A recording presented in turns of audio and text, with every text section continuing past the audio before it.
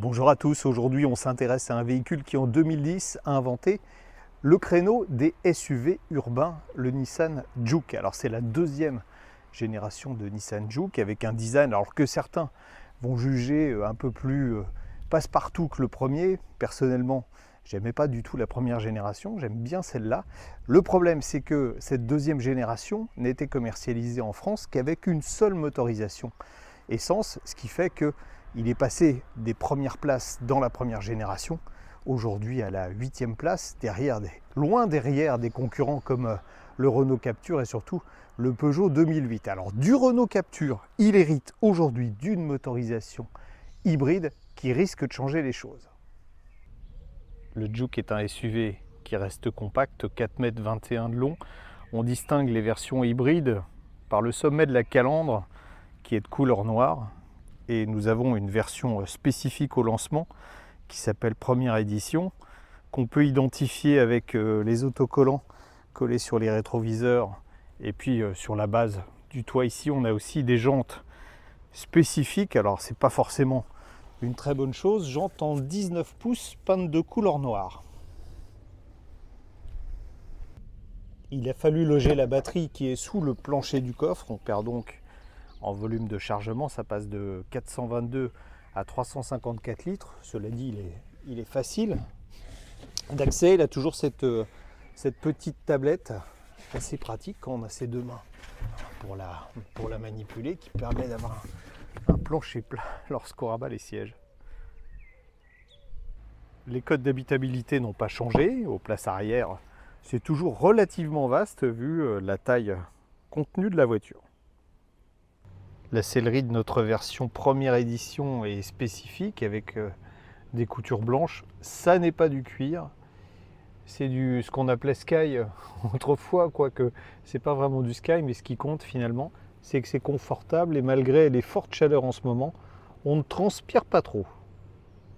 À l'intérieur, la qualité de fabrication est bonne, la présentation est agréable. Il y a quelque chose d'étonnant, c'est que le pare-brise n'est pas très grand et puis les vitres latérales pas très hautes. On n'a pas du tout l'impression d'être assis dans un SUV. On a également un écran central 8 pouces. Aujourd'hui, les concurrents font parfois beaucoup mieux. Et puis c'est étonnant sur un véhicule, alors vous me direz non avec la crise des semi-conducteurs, mais sur un véhicule en 2022, d'avoir encore des compteurs analogiques. Le volant est constellé de boutons, les aides à la conduite, l'infodivertissement, inversement d'ailleurs, et puis ici le sélecteur de vitesse, un petit sélecteur de mode de fonctionnement, il y a encore un autre petit bouton plus en arrière, je vous explique comment ça fonctionne quand on roulera.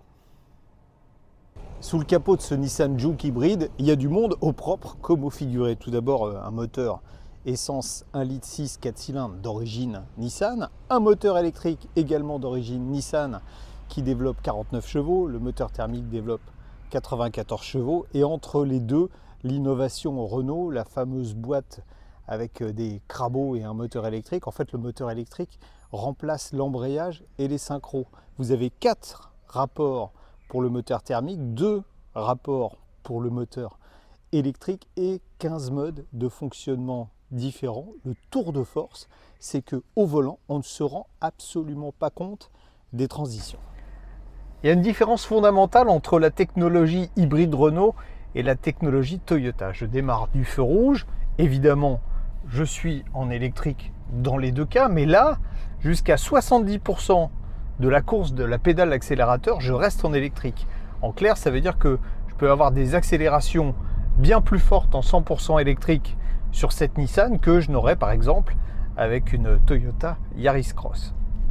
Ça permet d'avoir un confort de conduite qui est peut-être légèrement supérieur.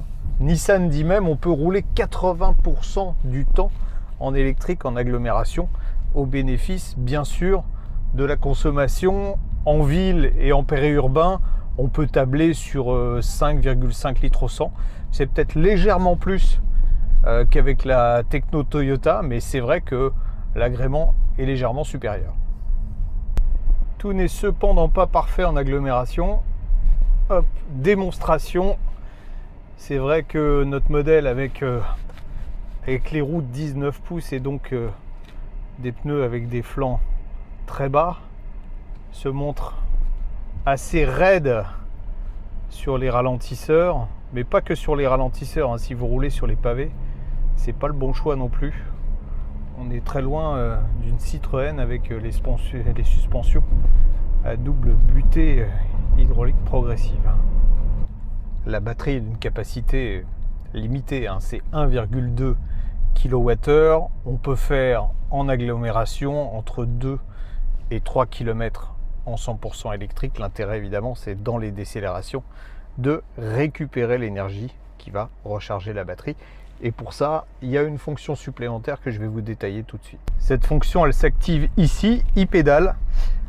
Ça s'appelle e-pédale comme sur la Leaf, mais ça n'a pas tout à fait les mêmes effets. D'ailleurs, regardez, dans les ralentissements, le moteur électrique étant moins puissant que sur la Leaf, on a des décélérations, un frein moteur moins fort. Et surtout, vous voyez, la voiture ne s'est pas arrêtée. Elle va faire du rampage, ça s'appelle comme ça, jusqu'à 7 km/h. Vous savez pourquoi? Parce que les clients de la Leaf se sont plaints de ce système lors des manœuvres.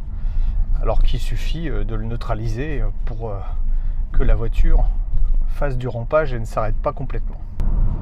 Avec 141 chevaux, on se dit que les performances vont être très bonnes. Alors c'est le cas en accélération, on est à 10 secondes 1 de 0 à 100. Après, la voiture pèse quand même 1370 kg dans cette finition élevée. Et puis il y a une chose qui est, alors je vais pas dire désagréable, mais qui est un peu surprenante, vous voyez. Alors je précise quand même, c'est une route à 90, hein.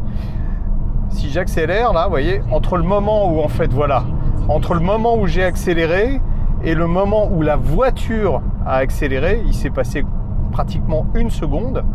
Et ça, c'est assez surprenant. Donc on adoptera plutôt une conduite coulée qu'une conduite dynamique au volant de ce Juke hybride. C'est intéressant de voir les transferts d'énergie. Alors Nissan normalement dit jusqu'à 55 km/h on peut être en propulsion électrique. Là vous voyez, on est à 100 km/h et a priori, parce que ça descend légèrement, on est sur le seul moteur électrique. Voilà, maintenant les deux moteurs fonctionnent en tandem et il y a même un cas de figure où on va avoir alors il y a un générateur en plus du moteur de traction, voilà, qui vient de se mettre en route, qui va permettre de recharger la batterie quand on est par exemple sur autoroute comme ici. 110 km/h, voie rapide, micro d'ambiance. Maintenant vous connaissez pour mesurer le niveau acoustique de la voiture.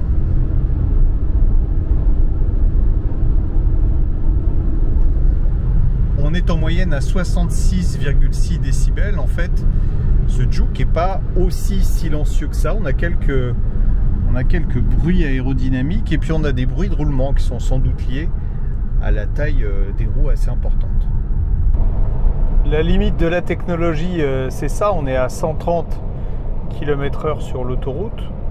Donc en plus, sur une autoroute plate, il n'y a pas de vent et notre consommation par rapport à la conso moyenne qui était de 6,4 litres jusqu'à présent en roulant gentiment, on est plutôt aux alentours de, on va dire, entre 7 et 8 litres. Donc en fait un véhicule qui sera surtout efficace en périurbain.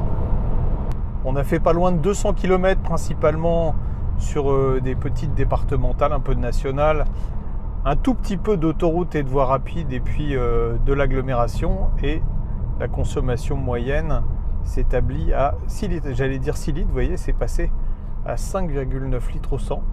C'est plutôt intéressant, d'autant que la voiture est dynamique. Alors, je le redis, hein, c'est juste dommage, d'ailleurs, tiens, on va arriver encore sur un ralentisseur, c'est juste dommage qu'elle soit un peu raide. C'est dans le cadre magnifique de ce château de Ferrières qu'on va conclure notre essai, et puis on va commencer par les mauvaises nouvelles, puisque les deux niveaux de base ne sont pas disponibles sur le Juke hybride, ce qui fait que son tarif démarre à 31 450 €. C'est plus cher que la concurrence, en particulier que le Renault Captur hybride, même si l'équipement est un peu meilleur sur le Juke. Alors, notre version, en plus, notre version première édition, limité à 900 exemplaires et facturé, elle, 34 700 €.